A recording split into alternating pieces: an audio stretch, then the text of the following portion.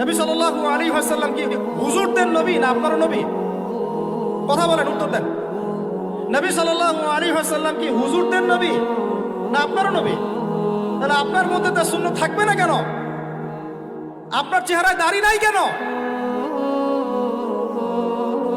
আপনার প্যান্টটা টাকনুর নিচে কেন? কেন আপনি নবী সাল্লাল্লাহু আলাইহি ওয়াসাল্লামের জীবনী সারা জীবনও একবার পড়ে দেখতে পারলেন না? নবী সাল্লাল্লাহু আলাইহি ওয়াসাল্লাম 23 বছর আপনার আমার জন্য কষ্ট করেছেন, মানুষের মার খেয়েছেন, গাল খেয়েছেন, তাকে 15 বার হত্যা করার চেষ্টা করা হয়েছে, তাকে দেশ থেকে বের করে দেওয়া হয়েছে, গলায় দড়ি পেঁচিয়ে টান দেওয়া হয়েছে, পিঠের মধ্যে উঠে নাড়ি ভুড়ি চাপানো হয়েছে, দাঁত দাঁত খুশি মেরে দাঁত ফেলে দেওয়া হয়েছে, মাথা ফাটিয়ে দেওয়া হয়েছে, পা ভেঙে দেওয়া হয়েছে। কাদের জন্য? তার জন্যে। তা আপনি আমি কেন তার জীবনী পড়ে দেখলাম না কখনো? কেন আপনার চেহারায় দাড়ি থাকবে না, আমার চেহারা দাড়ি থাকবে না? কেন আমাদের প্যান্ট টাকনুর নিচে উপরে থাকবে না?